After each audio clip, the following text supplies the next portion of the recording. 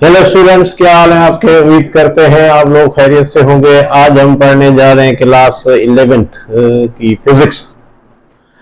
और फिजिक्स का नाम लेते ही हमें भी कुछ कुछ होता है और सबको कुछ न कुछ तो होता है। तो बड़ा प्यारा सब्जेक्ट है, ठीक है ना। और हम तो हमेशा कहते हैं कि हमारा जो पहला प्यार मैथमेटिक्स, और उसके बाद जो अगर ऐसा प्यार हुआ किसी सब्जेक्ट से तो वो फिजिक्स है। और जितना हमने उसके साथ प्यार किया है तो वो हमारे साथ ही रहा और अभी तक रह रहा है, दोनों सब्जेक्ट। और इसमें जो है मैं समझता हूँ कि आप किसी सब्जेक्ट से प्यार करते हो ना, तो वो भी आपके साथ साथ निभाता है। अब ऐसी ही बात है ना कि आपकी अगर कंपनी, आपका जो अंडरस्टैंडिंग बनती जा रही है, आप जिस चीज से प्यार करते हो और जिस चीज का रेस्पेक्ट करते हो, ठीक है ना। तो यकीन करें हमारे यहाँ अभी भी कि अगर कोई मैथमेटिक्स में या फिजिक्स में इस तरह की जो कैलकुलेशन वगैरह में कोई बच्चा जो है कोई बदतमीजी की हद तक गलती करता है, यानी कोई बहुत बड़ा फाउल कर देता है, तो गुस्सा आता है यार मैथमेटिक्स को इस तरह जो है पामाल या इस तरह वो रुस्वा तोहिन नहीं करनी चाहिए या फिजिक्स की। तो आता है उसलिए फील होता है कि भाई वाकई एक प्यार है। बाकी कोई इतना वो नहीं है कि हमने बैठ के उस पर हमारा पीएचडी की हुई है, ये किया हुआ है। सिंपली आपका प्यार है और जब भी उसको हम पढ़ते हैं या पढ़ाते हैं तो अच्छा लगता है, प्राउड फील होता है। तो और ये आपको भी पता है, सबको पता है कि बहुत जो प्रॉब्लम पैदा कर सकता है ये सब्जेक्ट। जितने भी आपके जो स्टूडेंट्स हैं, आप लोग हैं आजकल जो आपके वो वाले जो प्रोफेशनल कॉलेजेस या यूनिवर्सिटीज़ के लिए पढ़ना चाह रहे हैं, मेडिकल के लिए या इस तरह की जो इंजीनियरिंग के लिए, तो उनके लिए बड़े प्रॉब्लम पैदा करता है क्योंकि कंपटीशन बहुत ज़्यादा है। और आपका एक दो सवाल इधर उधर हो गए, एक ही सब्जेक्ट में 5-6 सवाल हो गए या इस तरह का जो रेशियो बनता है, तो वहाँ पर जो है वो बड़ा नाउम्मीद हो जाते हैं, आपके सपने टूट जाते हैं और फिर कहते हैं कि भाई यार ये सब्जेक्ट जो है ना होता तो अच्छा होता, ये होता वो होता। एक्चुअली सारे सब्जेक्ट मुश्किल हैं या आसान हैं, या मुश्किल हैं या आसान होते हैं, और बीच का रास्ता होता ही नहीं है, ठीक है ना। बीच का रास्ता कोई नहीं होता, या आपके लिए बहुत मुश्किल है या आपके लिए बहुत ही आसान है, ऐसा ही होता है। इससे ज़्यादा आप इसको जो बीच में लटकाओगे तो आप फिर यही होगा, या आप इसको मुकम्मल तौर पे समझने की कोशिश करो या फिर आप इसको बिल्कुल छोड़ दो, यही हो सकता है। आप लटक नहीं सकते, लटकोगे तो ये है कि आपका जो है वो ऐसा ही होता रहेगा। हमें देखिए कंपटीशन की वजह से जो है प्रॉब्लम हो रही भाई, आपके जो है वो 90 से 100 के बीच में आपकी जो है वो पोजीशंस वगैरह जो सिलेक्शन वगैरह आ रही है, तो जाहिर है इस तरह का तो माहौल होगा। आप 90% लें तब भी आपकी सिलेक्शन ना हो, 95% लें तब भी अगर सिलेक्शन ना हो, या इस तरह का कोई मामला हो जाए तो ज़्यादा प्रॉब्लम तो होते हैं। तो 95% अच्छा, मार्क्स तो अच्छे हैं, खराब तो नहीं है, मगर जिस मकसद के लिए आपने ये काम किया था वो नहीं हो सका। तो इन चीज़ों से ज़ाहिर हमें इतना परेशान भी नहीं होना चाहिए।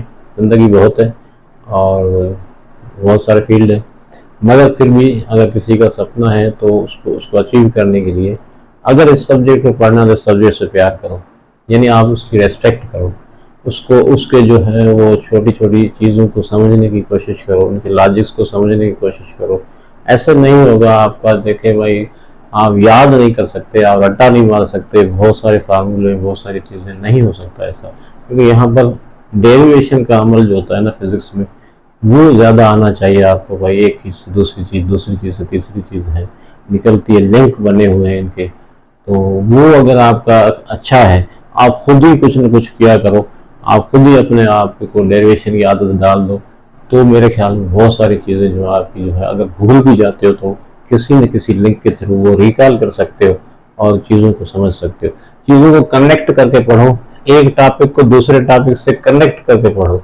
ऐसा नहीं पढ़ो कि भाई आज जो ये टॉपिक है तो दूसरा आ गया तो वो उसको आप छोड़ दो। इन चीज़ों को आपस में कनेक्ट करके पढ़ोगे तो हमें आपको भी महसूस हुआ होगा, जो बच्चे अच्छा पढ़ रहे हैं ना, उनको महसूस हुआ होगा कि भाई इन टॉपिक्स का आपस में कनेक्शन है। क्या है? कनेक्शन जरूर है।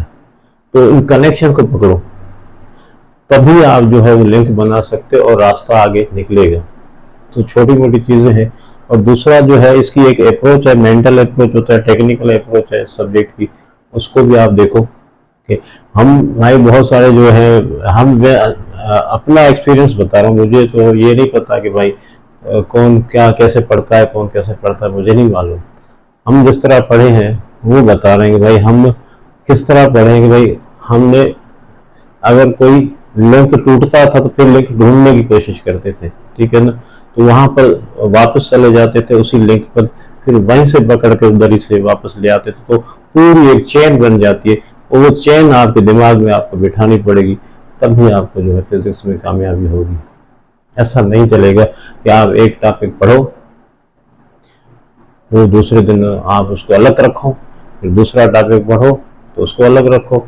ये टुकड़ों टुकड़ों में पढ़ना जो है वो फिजिक्स को वो आपको नहीं अलाउ करता। ऐसा मेरे ख्याल में नहीं होता। ये मेरा पर्सनल एक्सपीरियंस बता रहा हूँ। आपको हमेशा जब भी देखें कोई सिचुएशन आए तो आप लिंक बनाने पड़ेंगे, सोचना पड़ेगा ये कहाँ से आया है, ये फार्मूला कहाँ से आया, ये कंसेप्ट हमने कहाँ पहली बार पढ़ा था, कैसे आया, वही होगा जाहिर है, लिंक तो होंगे ना। तो इस तरह आप चेन बना के रखो आपके कंसेप्ट की, तो कोई इसमें डिफिकल्टी नहीं होगी। आप अब देखें, हम आपके साथ जुड़ रहे हैं और इंशाल्लाह कोशिश करते हैं मुसलसल जुड़े रहेंगे। हमारा भी ये है कि भाई छोटी लोग हैं, काम हमसे होता नहीं है और डिसिप्लिन है नहीं ज़िंदगी में, कभी क्या कर रहे होते, कभी क्या कर रहे होते, मगर कोशिश करेंगे कि भाई जो है वो उससे जुड़े रहें और मुसलसल जो है वो कंसेप्ट जितने हमारे पास हैं या जो तरीक़ेकार है वो आपसे शेयर करें। अगर आपको अच्छा लगता है तो आप भी हमारे साथ जुड़ जाएं और इस चैनल को सब्सक्राइब करें, ठीक है ना। और हम साथ मिलकर फिजिक्स को पढ़ने की और समझने की कोशिश कर सकते हैं। और तो नहीं है, मगर कामयाबी आपका तो ज़ाहिर कोशिश से होती है। तो पहली जो आपकी सीढ़ी है वो आपकी कामयाबी की कोशिश होती है। और ट्राई करते रहो और ट्राई करते रहो। और देखें, अभी फील आप कर लेना कि भाई हम किस तरह पढ़ते हैं और किस तरह इन चीज़ों को आगे लेके चलते हैं, ये आपको देखना होगा। यहाँ से आपको एक फील आता है और उस फील को आप आगे फील करते रहो। और आगे जो जैसे जैसे वक्त आपका गुजरता रहेगा तो आपकी चीज़ें जो हैं वो कनेक्ट होती रहेंगी। अब अगर आप फॉलो करते हो, फॉर एग्जाम्पल, तो फॉलो करते मुझे आप देखेंगे तो मैं कनेक्ट करता रहूँगा, हर टॉपिक को पीछे वाले से कनेक्ट करूँ, ये वहाँ पढ़ा था, ये पढ़ा था, वो पढ़ा था, वो पढ़ा था। तो इसका मतलब है कि वाकई ही ये कनेक्टेड होते हैं एक दूसरे से टॉपिक, और हमें भूलने नहीं चाहिए। सही है जी। तो चलें हम चलते हैं वेक्टर मल्टीप्लिकेशन पे। आज हमारा टॉपिक है वेक्टर मल्टीप्लिकेशन। दो किस्म की होती है, एक होती है स्केलर मल्टीप्लिकेशन और दूसरा होता है वेक्टर को वेक्टर से मल्टीप्लाई करते हैं। अब स्केलर मल्टीप्लिकेशन का मतलब होता है कि भाई कोई भी नंबर अगर किसी वेक्टर से मल्टीप्लाई कर दें तो क्या होता है, तो हमेशा वेक्टर आता है। अभी यहाँ पे देखो कहानी मैं कह रहा हूँ, पहले आप पढ़ चुके हो, तो वेक्टर को किसी नंबर से मल्टीप्लाई किया जाता है तो उसके मैग्नीट्यूड पे असर पड़ता है। वो मैग्नीट्यूड उतनी ही दफा ही आपका असर पड़ेगा जितना नंबर, अगर 2 से मल्टीप्लाई करें किसी वेक्टर तो वो 2 टाइम हो जाएगा, 3 से मल्टीप्लाई करते हो आप 3 टाइम हो जाएगा, ए से मल्टीप्लाई करो तो ए टाइम, एन से मल्टीप्लाई करो तो एन टाइम। ये आपकी स्केलर मल्टीप्लिकेशन है। तो हम कभी भी स्केलर को अगर वेक्टर से मल्टीप्लाई करें, जवाब आपका वेक्टर आता है। ये आज समझाना चाहते हैं कि कभी भी आपका वेक्टर चेंज नहीं होता, वेक्टर आपका प्रोडक्ट जो होता है उसका हमेशा वेक्टर आता है। तो जो मैं बात कर रहा हूँ वो देखें वेक्टर मल्टीप्लिकेशन की। अभी जो मैंने बात की है ना उसको देखें। अब वेक्टर मल्टीप्लिकेशन में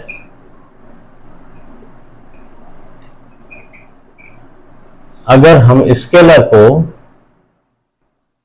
वेक्टर से मल्टीप्लाई करें तो जवाब हमेशा वेक्टर आएगा।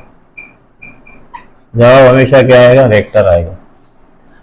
यानी स्केलर का मतलब होता है कोई भी नंबर है फिक्स, यानी उसमें कोई डायरेक्शन है, अगर मैग्नीट्यूड होगा किसी चीज का, वो अगर हम मल्टीप्लाई करते हैं कांस्टेंट होगा, ऐसे समझ लें।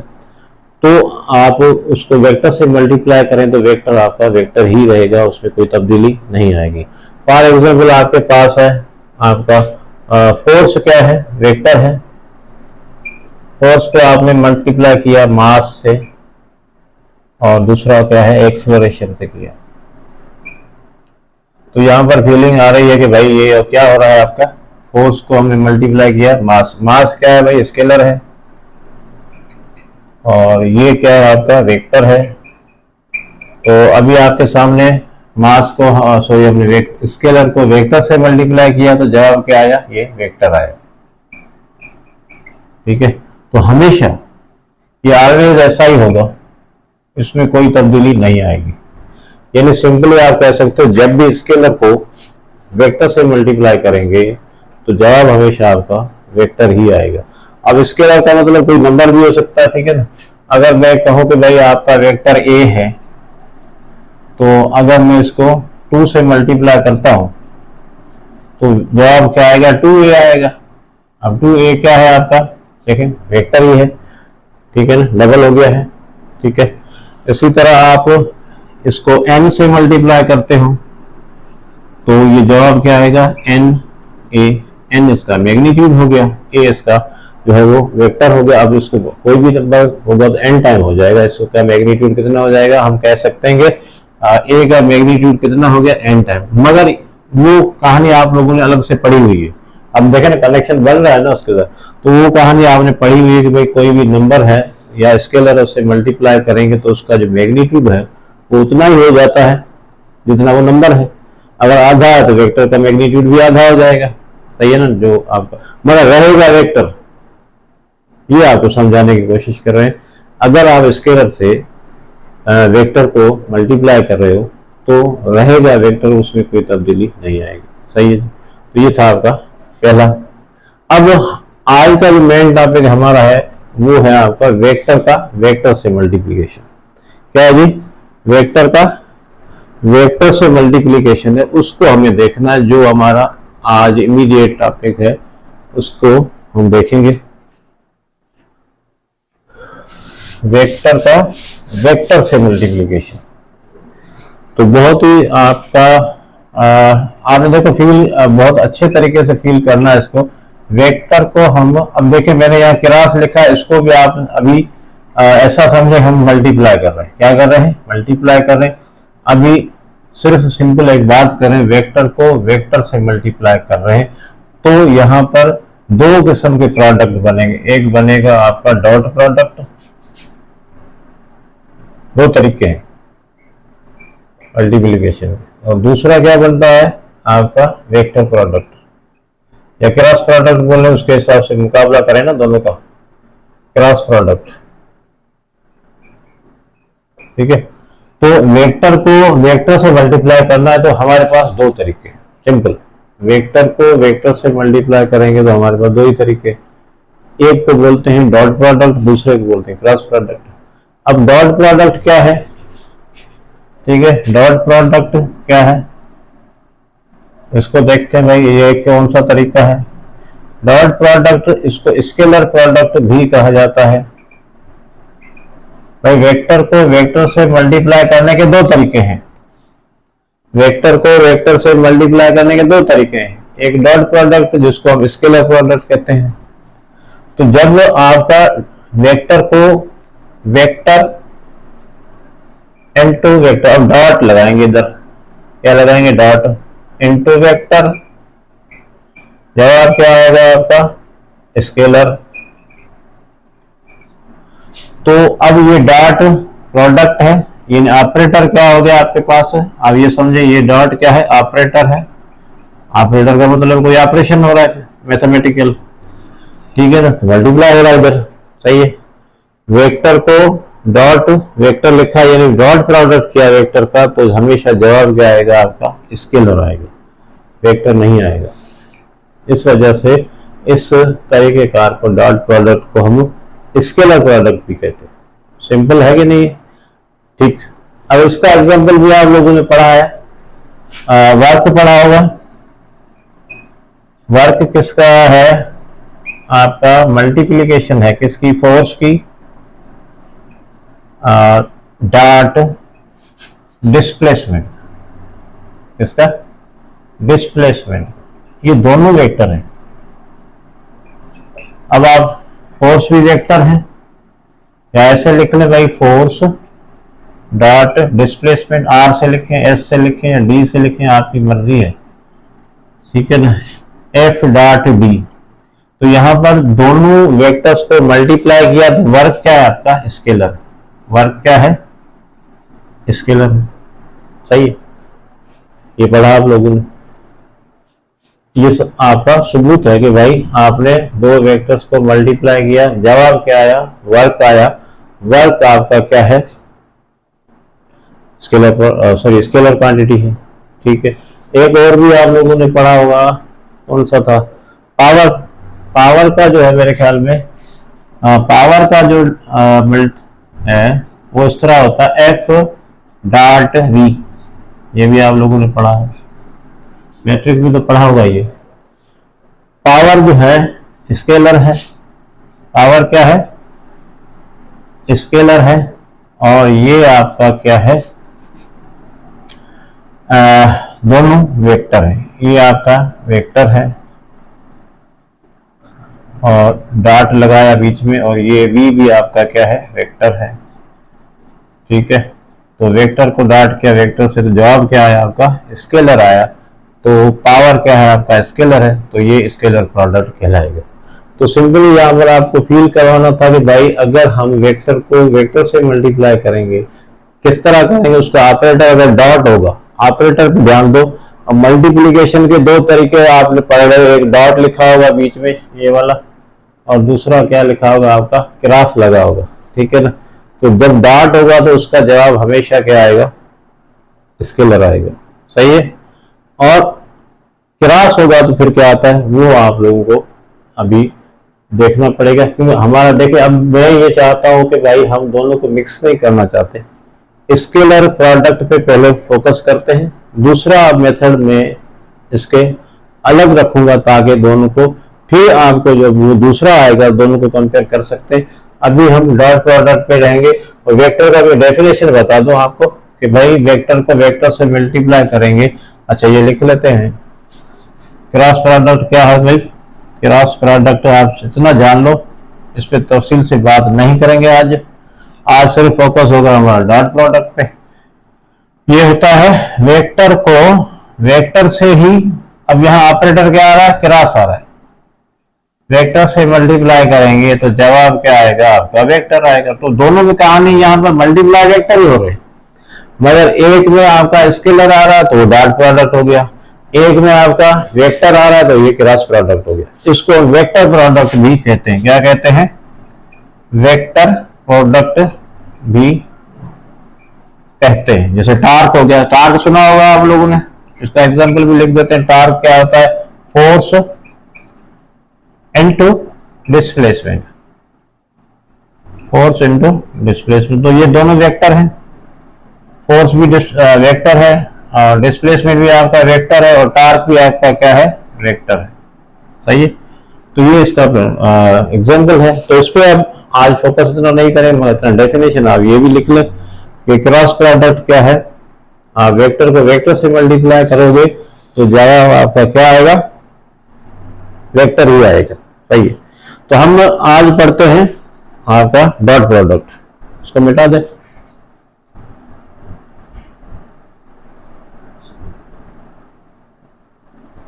मिटा दे इसको, चलो। तो आज हम पढ़ने जा रहे हैं, आपका मेन टॉपिक है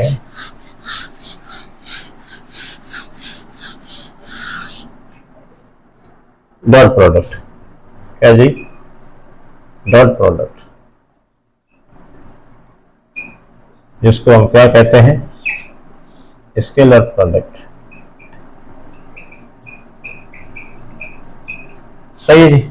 अब इसमें अभी हमने पढ़ लिया कि भाई वेक्टर को वेक्टर से मल्टीप्लाई करेंगे तो आएगा क्या, स्केलर आएगा। तो हमारे पास दो वेक्टर हैं, ए और दूसरा है आपके पास बी, इसको डॉट प्रोडक्ट मिलाते सीधा, कोई अब टेंशन की बात नहीं है।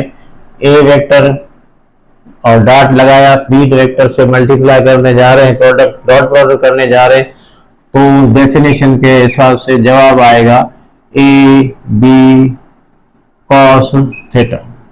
ये इसकी डेफिनेशन क्या है। डेफिनेशन, अगर दो वेक्टर्स ए एंड बी हैं आपके पास, उनको आपस में मल्टीप्लाई किया जाता है। किस तरह मल्टीप्लाई किया जाता है, उसके दरमियान हम लगा दिए है डॉट, डॉट प्रोडक्ट किया जाएगा तो अकॉर्डिंग टू डेफिनेशन आएगा स्केलर। तो यहाँ पर देखो ए बी कॉस थीटा आया, तो ये आपका पूरा का पूरा जो है वो स्केलर है। आपका कैसे स्केलर है सर? भाई स्केलर आपका ए क्या है, मैग्नीट्यूड ऑफ आपका वेक्टर ए है, तो मैग्नीट्यूड तो स्केलर ही होता है। बी क्या है आपका, स्केलर है, यानी मैग्नीट्यूड ऑफ बी है, और cos थीटा आपका कोई नंबर होगा, कोई वैल्यू होगी, ठीक है ना। cos 90 है तो 0 होगा, cos 60 है तो 1/2 होगा, cos 30 है तो अंडर रेडिकल 3/2 होगा, cos 120 है तो -1/2 होगा, कोई नंबर ही आएगा। तो यहाँ ये सारे ए बी cos थीटा ये सारे के सारे क्या है, स्केलर है। ये सारे के सारे क्या है, स्केलर है। तो इस हिसाब से हम कहेंगे ये जो आपका सेक्शन है ये पूरा किसके बराबर आ गया, स्केलर के बराबर आ गया। ये दोनों वेक्टर है और हमने इन दोनों की डॉट प्रोडक्ट की, तो नतीजे में हमें क्या मिल रहा है, स्केलर मिल रहा है। और स्केलर कोई नंबर ही हो सकता है, ठीक है ना, वो किसी नंबर से जाहिर हो सकता है। अब ए क्या है, मैग्नीट्यूड ए का, बी क्या है, magnitude of B, cos theta भी कोई आपका नंबर होगा, ठीक है जी। तो अब हम क्या करेंगे भाई, ये जो थीटा है, थीटा जो होता है greater and equal to 0 and less and equal to 180, ये इनके दरमियान होगा। ये हम पहले पढ़ चुके। अब देखो मैं कह रहा हूँ कनेक्शन, ये आपका पहले से आपको पता है, एक दो वेक्टर्स के दरमियान मैक्सिमम कितनी एंगल हो सकती है, 180 हो सकती है। कितनी हो सकती है भाई, 180 हो सकती है। दो वेक्टर्स के दरमियान मैक्सिमम आपका एंगल कितनी हो सकती है, 180, इससे ऊपर नहीं हो सकती, सही है जी। और जो ये थीटा होगा हमने पढ़ा था, ये भी याद रखो, ये भी याद रखो भाई, ये दो वेक्टर्स हैं, इनके दरमियान ये थीटा है। अब ये थीटा और पीछे ये भी एंगल है, ठीक है, पीछे ये भी एंगल है और ये भी। तो दो वेक्टर्स के दरमियान जब टेल टू टेल जुड़े हैं, ये हमारे ही लेक्चर में देखना जाएगा, जब टेल टू टेल जुड़े होते हैं ना, तो हमेशा सिमिलर एंगल कंसीडर की जाती है। एंगल बिटवीन द वेक्टर्स क्या कंसीडर की जाएगी, सिमिलर एंगल कंसीडर की जाएगी हमेशा। जब दो वेक्टर्स को टेल टू टेल जोड़ा जा रहा है तो उनके दरमियान जो एंगल होगी वो सिमिलर एंगल होगी, ये वाली एंगल आप नहीं लेंगे। तो ये कितनी बनती है, टोटल कितनी बनती है, ये टोटल बनती है 2 पाई, और इसमें से आपका ये माइनस थीटा हो गया, ठीक है ना। तो 2 पाई माइनस थीटा, तो ये एंगल कौन सी है आपकी, पीछे वाली एंगल कौन सी है, 2 पाई माइनस थीटा, तो ये वाली आ गई। और ये कितना है आपका थीटा, तो आप थीटा लोगे। आप कौन सी लोगे, थीटा लोगे, जो सिमिलर एंगल। समझ में आ रही है ना। ये पहले भी हमने आपके जो इंट्रोडक्शन था उसमें बताया था कि दो वेक्टर्स के दरमियान एंगल टोटल कितनी हो सकती है, ज्यादा से ज्यादा 180 हो सकती है। और जब वेक्टर्स को टेल टू टेल जोड़ रहे हो तो उनके दरमियान एंगल होगी जो सिमिलर एंगल होगी, दो एंगल बनेंगी, ठीक है ना। यहाँ से भी है, यहाँ से भी, ये आपको छोटी लग रही है, तो हमेशा आपका ये वाला एंगल जो होगा, B angle between the vectors होगा, ये नहीं होगा, ठीक है। ये कितनी होती है, 2 पाई माइनस थीटा होती है। कितनी होती है यार, अगर ये 30 है, देखो ये 30 है तो ये कितनी होगी, 330 होगी। तो आप कौन सी लोगे, 30। अगर मैं कहूँ यहाँ पर ये 60 है तो आप कौन सी लोगे, ये 300 हो जाएगी। आप कौन सी एंगल लोगे, 60 की लोगे, ठीक है ना। तो हमेशा जो है वेक्टर इस डॉट प्रोडक्ट में, तो या किसी भी केस में आप देख लें, तो एंगल बिटवीन द वेक्टर्स जो होगी ज्यादा से ज्यादा 180 हो सकती है, इससे ज्यादा कभी नहीं होगी। और अगर इस तरह मामला होता है तो आपका मामला ये आ जाता है कि भाई एक तरफ आपकी एंगल बड़ी आ रही है, एक तरफ एंगल छोटी आ रही है, तो आपने डिसाइड करना एंगल बिटवीन द वेक्टर्स आपको कौन सी लेनी है, छोटी वाली लेनी है, सिमिलर एंगल लेनी है, ठीक है जी। चलो यहाँ पर ये कंसेप्ट हो गया आपका कंप्लीट। अब हम पढ़ते हैं इसका जो है वो आगे कि भाई यहाँ पर इसकी जो कैरेक्टरिस्टिक है या प्रॉपर्टीज हैं डॉट प्रोडक्ट की, वो पढ़ते हैं, ठीक है जी। तो चलें इसको नोट करें। तो चलेंगे, अब चलते हैं, कुछ स्पेशल केसेस हैं डॉट प्रोडक्ट के, उस पर बात करते हैं। और ये बहुत ज़रूरी है आपके न्यूमेरिकल्स वगैरह जो भी कंसेप्ट है उनको जो क्लियर करने के लिए ये चीज़ें आपको पता होनी चाहिए। अब यहाँ पर देखो ये आपका डॉट प्रोडक्ट डिपेंड करता है कि भाई इसकी वैल्यू पे, इसकी तो वैल्यू है ही, मगर ये जो थीटा है, एंगल जो होगी दो वेक्टर्स के दरमियान, ये कौन सी थीटा है, angle between the two vectors. तो यहाँ पर आपका अगर फॉर एग्जाम्पल ये वेक्टर आपका ए है और ये वेक्टर बी है, इनके दरमियान थीटा एंगल है, जैसे मैंने बताया ये वाली, ये हमें कास थीटा लेनी पड़ती है। ओके, क्यों लेनी पड़ती है मैं आगे चल के बताने वाला हूँ आपको, इसी लेक्चर में या नेक्स्ट लेक्चर में बताऊंगा कि ये आपको फील कराएंगे कास थीटा ही क्यों ली जाती है, ठीक है ना, डॉट प्रोडक्ट में। तो उसकी जो फिजिकल इंटरप्रिटेशन है, जो उसका कंसेप्ट है, वो हम डिस्कस करेंगे इसमें। तो ये एंगल जो है वो कास थीटा है। अब यहाँ पर प्रोडक्ट जो है वो, अच्छा यहाँ पर देखें जैसे हमने कहा था, जिक्र किया, ये भी स्केलर है, ये भी स्केलर है और ये भी आपका स्केलर है। तो अब थीटा पे ज़्यादा डिपेंड करता है, तो सारे स्पेशल केसेस जो होंगे वो थीटा के ही होंगे कि कौन से एंगल पे पहले से ही फिक्स होगा, कर देंगे हम कि भाई इसकी डॉट प्रोडक्ट क्या होने वाली है। चलो, तो यहाँ पर आपने ये सब समझ लिया है, थीटा बिटवीन होगा 0 और 180 के दरमियान, यहाँ से आगे नहीं जाएगा, 180 मैक्सिमम है और मिनिमम कितनी है, 0 है, ठीक है। और बीच में आपका एक्यूट एंगल भी आ सकती है और ऑब्ट्यूज एंगल भी आ सकती है, क्योंकि 180 तक है। और इस पे हम बात करेंगे अभी थीटा पे, ये स्पेशल केसेस जो है वो उसके क्या है। अच्छा, एक बात यहाँ पर मैं ये डिस्कस कर दूं कि भाई यहाँ पर जो हमने डॉट प्रोडक्ट ऐसे लिखा है, ये आपका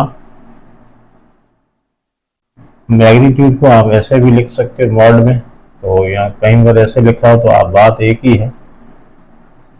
तो ये ज़्यादा जो है वो टाइम खोटी करने के लिए है, मगर ये आपका जो है मॉड की निशानी लगाई जाती है, तो उसका मतलब क्या है, मैग्नीट्यूड ऑफ द वेक्टर, ठीक है। तो आप वैसे लिखें या मॉड में लिखें एक ही बात है, मगर कहीं पर ऐसा क्वेश्चन में आ जाए तो समझ लेना कि भाई ये मैग्नीट्यूड है, ठीक है जी। अच्छा, अब स्पेशल केसेस में केस नंबर 1 है,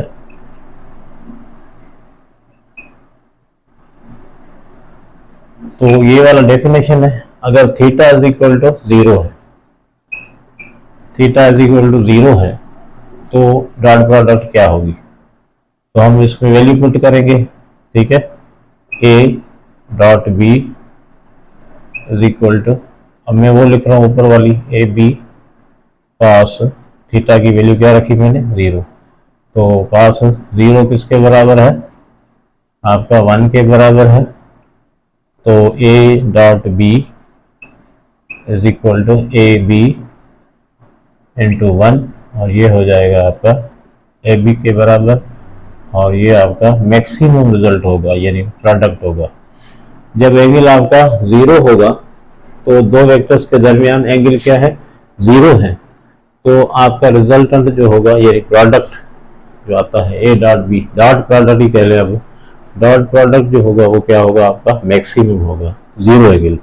अच्छा, 0 एंगल कब होती है, जब दोनों वेक्टर्स एक दूसरे के पैरेलल होते हैं। तो अब आप कह सकते हो, अगर कोई आपसे पूछे कि भाई दो वेक्टर्स पैरेलल हैं तो उनकी डॉट प्रोडक्ट क्या होगी, तो आप कहोगे मैक्सिमम होगी, ठीक है, यानी प्रोडक्ट ऑफ देयर मैग्नीट्यूड्स के बराबर है, सिंपली दोनों के मैग्नीट्यूड्स के प्रोडक्ट के बराबर होगी, सही है। अच्छा, इसको हम ऐसे भी समझ सकते हैं, भाई ये दो वेक्टर्स हैं, दोनों पैरेलल हैं, ऐसा भी कहा जा सकता है, 0 की एंगल है, और अब आप 0 डिग्री का भी कोई पूछ सकता है आपसे। तो भाई यहाँ पर देखें, एक ही चीज को आप मुख्तलिफ तरीकों से जो है वो आपको समझने की जरूरत है, एक ही बात को मुख्तलिफ तरीकों से हम एक्सप्लेन करते हैं।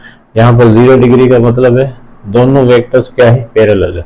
तो हम लिखें भाई इफ, अब इसी को हम थोड़ा अपने तरीके से भी लिखते हैं, if A vector and B vector are parallel, तो हम कहेंगे थीटा इज इक्वल टू 0। तो ए डॉट बी क्या होगा, यही होगा जो अभी मैंने लिखा है, सही है ना, ए बी cos 0 हो जाएगा। cos 0 किसके बराबर है? 1 के। ये भी आ गया।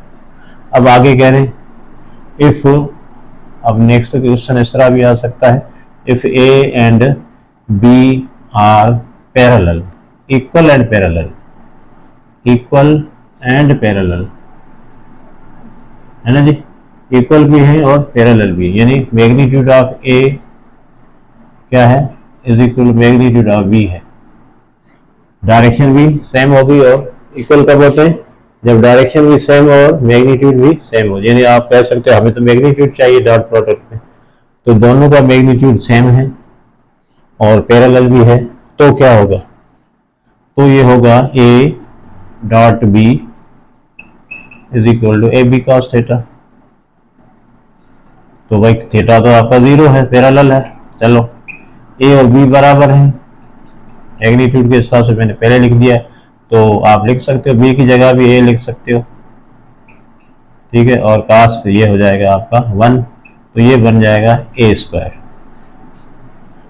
ठीक है जी। यहाँ पर आपका क्या बन जाएगा? ए स्क्वायर। तो ए स्क्वायर आप करोगे तो ये रिजल्ट आपका, ये प्रोडक्ट क्या हो? डॉट प्रोडक्ट मैक्सिमम आएगा। दो वेक्टर अगर बराबर भी है, पैरेलल भी है, तो उसके नतीजे में आपका डॉट प्रोडक्ट क्या होगा? ए स्क्वायर होगा या बी स्क्वायर, किसी भी वेक्टर का, जो वेक्टर तो मैग्नीट्यूड बराबर है उसका स्क्वायर कर दो। अगर मैं कहूँ कि भाई ये आपका 5 के बराबर है, दोनों का मैग्नीट्यूड 5 के बराबर है, तो इसका जवाब कितना आएगा? 25। आपने सिर्फ डायरेक्ट जो है वो 5 का स्क्वायर कर दो बस। अगर दोनों पैरेलल हैं और दोनों आपके मैग्नीट्यूड बराबर हैं और दोनों पैरेलल है वेक्टर, तो हम इक्वल वेक्टर्स कहेंगे। इक्वल भी है और पैरेलल भी है, तो उनका रिजल्टेंट यानी सॉरी प्रोडक्ट क्या होगा? ए स्क्वायर के बराबर। क्या होगा? ए स्क्वायर के बराबर। या आप बी स्क्वायर कर लें, यानी कोई भी वेक्टर होगा, ए कर लें स्क्वायर, या दोनों का मैग्नीट्यूड बराबर। सही है जी। अगर यहाँ पर अगर कहेंगे भाई ये दोनों वेक्टर्स अलग अलग है, यानी मैग्नीट्यूड अलग अलग है, एक का क्या है 2 है और दूसरे का कितना है 3 है, तो हम कह सकते हैं भाई कितना हो जाएगा 2 × 3 इज इक्वल टू 6 यूनिट हो जाएगा ये।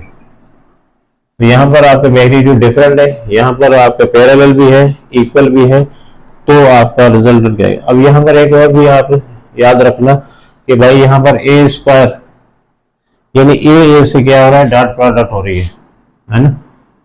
तो ए से हम मल्टीप्लाई करेंगे तो आपका जवाब क्या आएगा? ए स्क्वायर। तो सेम वेक्टर, अभी आप कंसेप्ट बना लो, जब सेम वेक्टर आपस में मल्टीप्लाई हो, सेम मींस इक्वल, जिनका मैग्नीट्यूड हो, डायरेक्शन भी इक्वल हो, तो क्या होगा? उनका जो आपका रिजल्टेंट बनेगा मैक्सिमम बनेगा। क्या बनेगा? मैक्सिमम बनेगा। और जवाब क्या आएगा? ए स्क्वायर कर दे या बी स्क्वायर कर दे।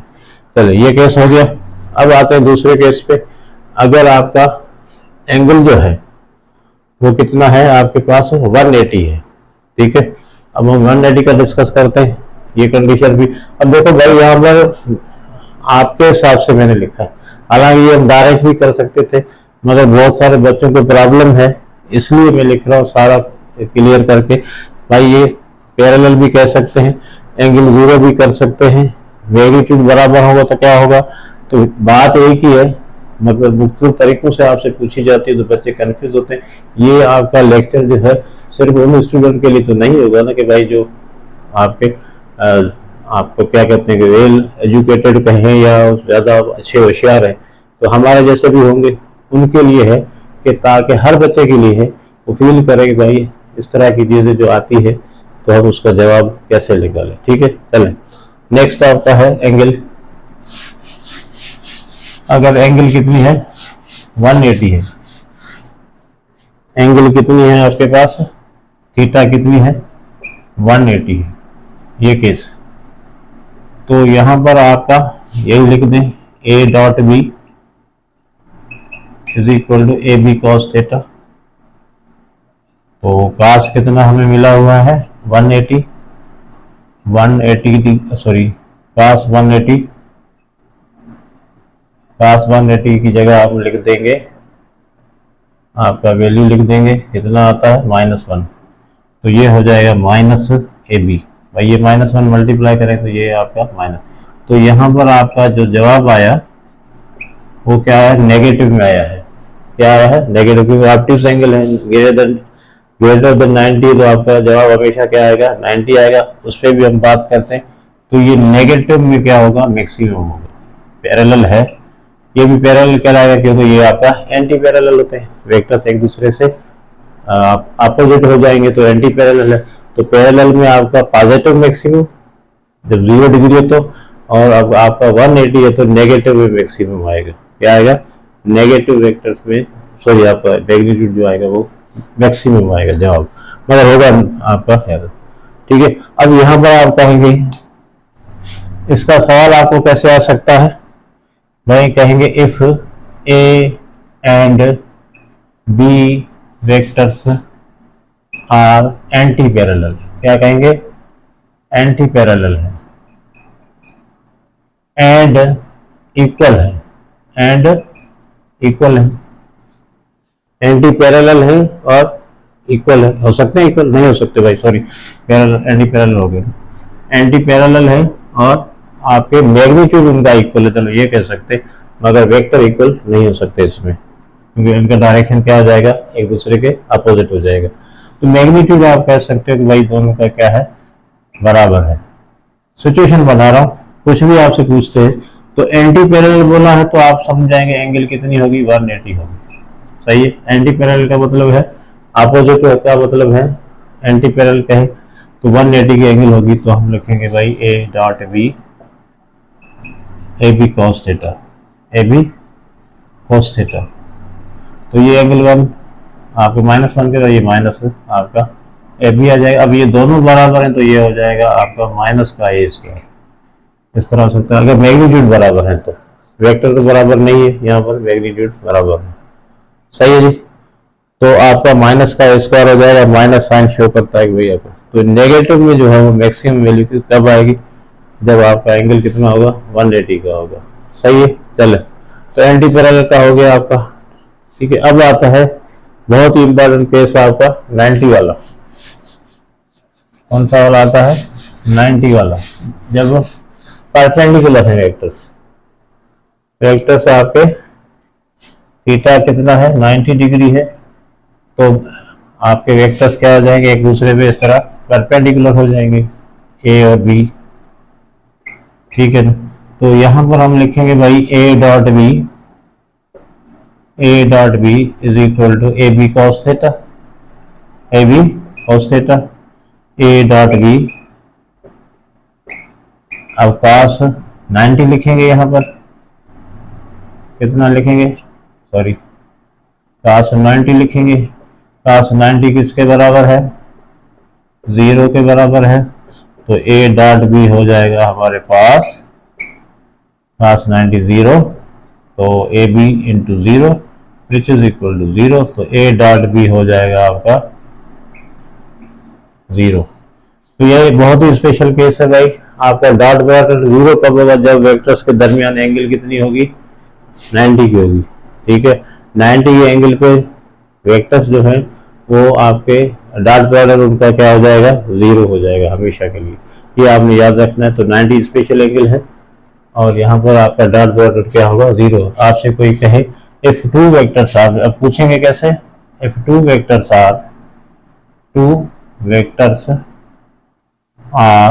perpendicular to each other, perpendicular to each other, then A dot B will be, ठीक है ना। तो परपेंडिकुलर का मतलब होगा थीटा आपका कितना हो जाएगा 90 डिग्री, तो आप कहोगे ए डॉट बी कितना होगा ए बी cos 90 हो जाएगा विच इज इक्वल टू 0। तो यहाँ पर आपका 90 के एंगल का है या परपेंडिकुलर का है, तो दोनों सूरतों में आपने एक ही बात है, परपेंडिकुलर 90 की कोई बड़ी बात नहीं है।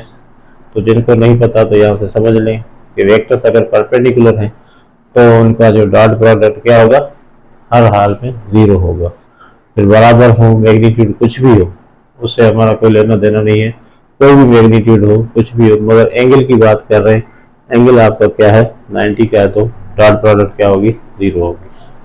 अगला केस है लेस देन 90 एंगल है, अगर एंगल आपकी लेस देन 90 है अगर एंगल आपके पास लेस देन 90 है तो भाई थीटा जो है वो है आपका लेस देन 90 है, तो क्या होगा, तो इस एंगल को हम कहते हैं एक्यूट एंगल, है ना। लेस देन एंगल 90 को 90 डिग्री को हम कहते हैं लेस देन 90 को हम एक्यूट एंगल कहते हैं। तो एक्यूट एंगल का जो देखते हैं क्या होता है, A B cos theta, sorry A B cos theta, ठीक है जी। तो कॉस थीटा आपका एक्यूट एंगल लेस देन 90 है। अब यहाँ पर थोड़ा कन्वेंशन देख लें कि भाई आपके जो क्वाड्रेंट कितने होते हैं, 4। तो फर्स्ट क्वाड्रेंट में आपका कॉस जो होता है वो पॉजिटिव होता है, ठीक है बेटा। सेकंड में क्या होता है, कॉस आपका कॉस थीटा आपका नेगेटिव होता है।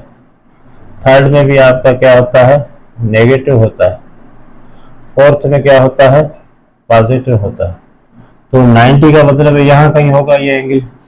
तो ये आपका प्रोडक्ट क्या आएगा, हमेशा क्या आएगा आपका ए बी कॉस थीटा क्या आएगा, डॉट प्रोडक्ट हमेशा क्या आएगा, पॉजिटिव आएगा। तो अगर आपकी एंगल जो है वो लेस देन 90 है, एक्यूट एंगल है। अब एक्यूट कहे, लेस देन 90 कहे, कोई भी जबान इस्तेमाल करे तो आप कहेंगे भाई उनका जो डॉट प्रोडक्ट क्या होगा, पॉजिटिव होगा, हमेशा क्या होगा, पॉजिटिव, क्योंकि आपका फर्स्ट क्वाड्रेंट में है। सही है जी। तो लॉजिक के साथ चलोगे तो आपको कभी देखिए यहाँ पर रटा भी अगर आप याद करने की कोशिश करोगे तो आपको तो पीछे पूरा केस याद होना चाहिए कि कॉस थीटा यहाँ पर पॉजिटिव इसलिए है क्योंकि फर्स्ट क्वाड्रेंट में एक्स क्या होता है आपका, एक्स का मतलब कॉस थीटा, वाई का मतलब साइन थीटा। तो एक्स आपका यहाँ पर ट्रिग्नोमेट्री में आप लोगों ने पढ़ा है, तो यहाँ पर पॉजिटिव होगा। इसके अलावा दूसरा केस है, अगर थीटा आपका ग्रेटर देन 90 है और लेस देन आपका क्या है, 180 है, क्योंकि 180 से तो ज्यादा एंगल हो नहीं सकती, मैं पहले भी डिस्कस कर चुका हूँ। ग्रेटर देन 90 है और लेस देन 190 है, सॉरी 180 है, तो एंगल बन जाएगी आपकी ऑब्ट्यूज एंगल बन जाएगी। सही है जी। अब ऑब्ट्यूज एंगल अगर है तो इनका जो डॉट प्रोडक्ट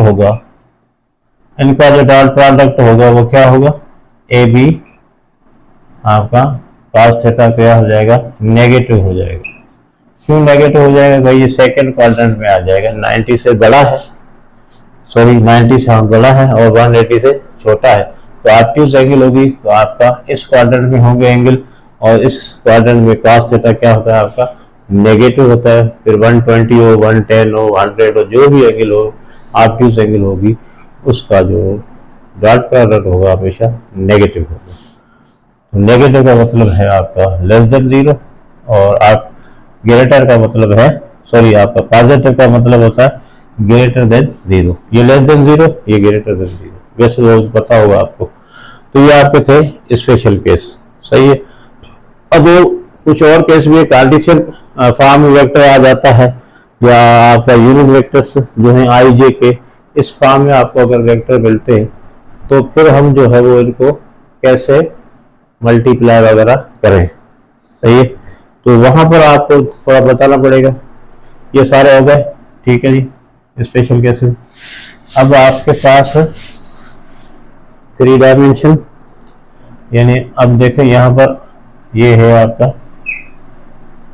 3 डायमेंशन यानी आई। अच्छा यहाँ पर एक और मैं बात बता दूं आपको,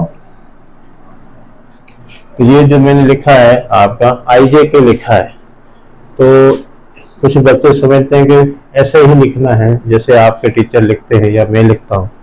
ऐसा है कुछ नहीं, अगर आई यहाँ लिखोगे तब भी चलेगा, आई जे के, आई यहाँ लिखोगे आई जे के, आपकी मर्जी जहां पर भी लिखो, क्योंकि इनका एक तो चीज फिक्स है, ये तीनों एक दूसरे, दे आर म्यूचुअली परपेंडिकुलर।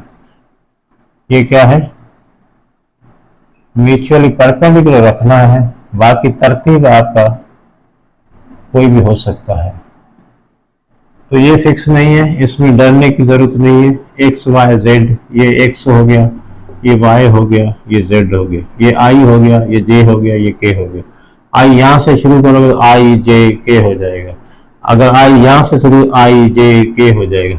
तो अब आप ये बात जहन में रखनी है कि इनका कोई ये नहीं है कि भाई यहाँ से शुरू करना है, इधर से आई शुरू करना है या इधर से आई शुरू करना है, किताब में ऐसा लिखा है वैसे लिखा है, तो ये आपका कोई मसला नहीं है।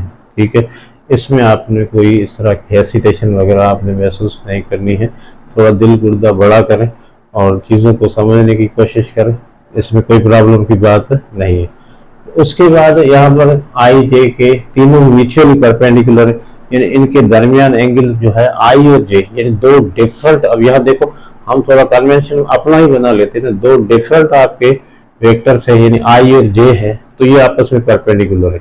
जे और क्या है, के है, वो परपेंडिकुलर, के एंड जे, यहाँ पर आपका कोई वेक्टर वगैरह नहीं है।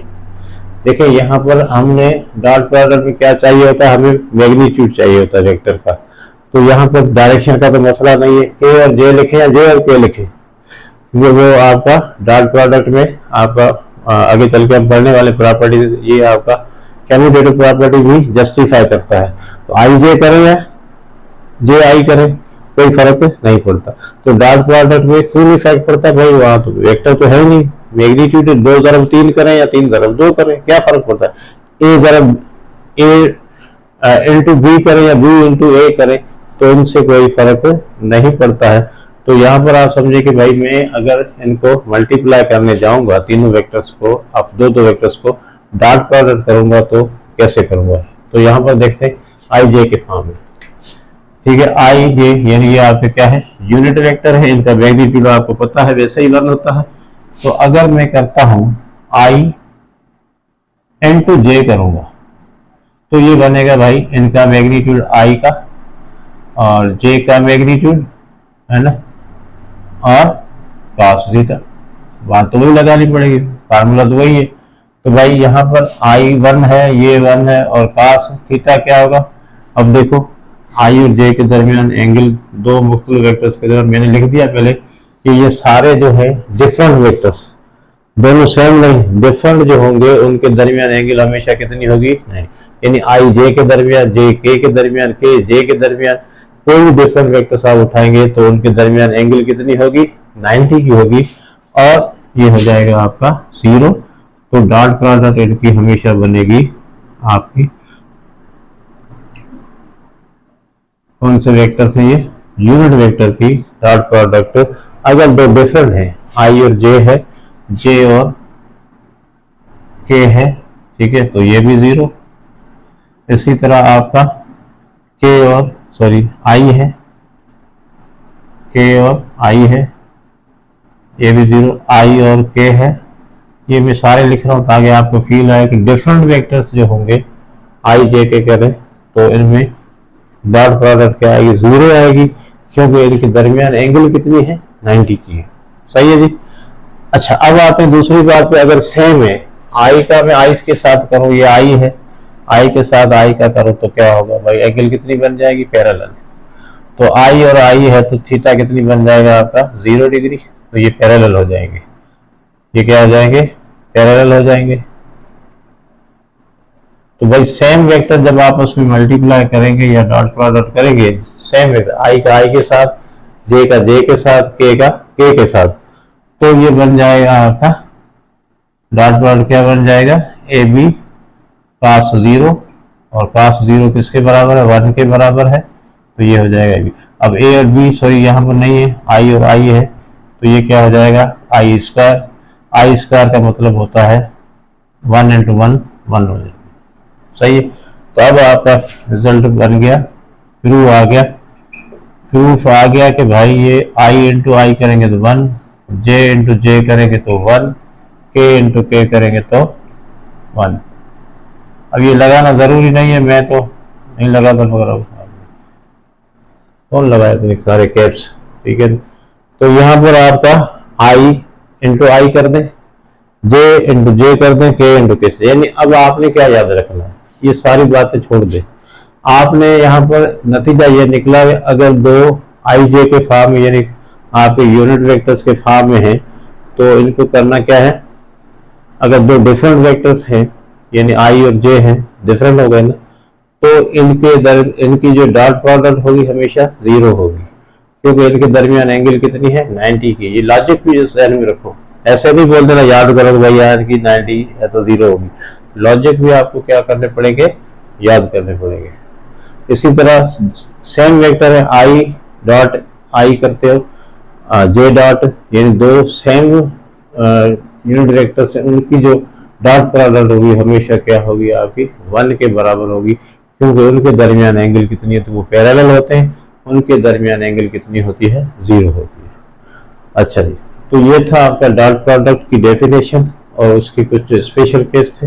अब हम नेक्स्ट लेक्चर में जो है इंशाल्लाह उसकी जो प्रॉपर्टीज हैं डॉट प्रोडक्ट की वो पढ़ेंगे, और सबसे ज्यादा अहम जो है वो उसका जो है फिजिकल इंटरप्रिटेशन कि वेक्टर जो है कि ये डेफिनेशन जो हमने यहाँ पे लिखी है ना, ये डेफिनेशन बनी कैसे, ये cos थीटा आया कैसे, ये फील लेना आपका बहुत जरूरी है, क्योंकि उसके बाद आप जो समझदार बच्चे हैं, जिन लोगों ने थोड़ा बहुत ट्रिग्नोमेट्री वगैरह या जो मैथमेटिक्स वगैरह पढ़ी है या फिजिक्स पढ़ी है, तो उनको हमेशा हमेशा के लिए डॉट प्रोडक्ट आपकी क्लियर हो जाएगी क्या एक्चुअली डॉट प्रोडक्ट है क्या। ठीक है जी, तो हम नेक्स्ट वीडियो में आपसे मिलते हैं, और इंशाल्लाह कोशिश कर रहे हैं कि जितने भी वीडियोस आपके बनाएं तो आपका बहुत ही सादा लैंग्वेज में बनाएं, और उन सब बच्चों के लिए वो फील करें कि उनके लिए बनाई जा रही है, ताकि उनके जो क्वेश्चंस हैं, उनके डाउट्स हैं वो क्लियर हो जाए।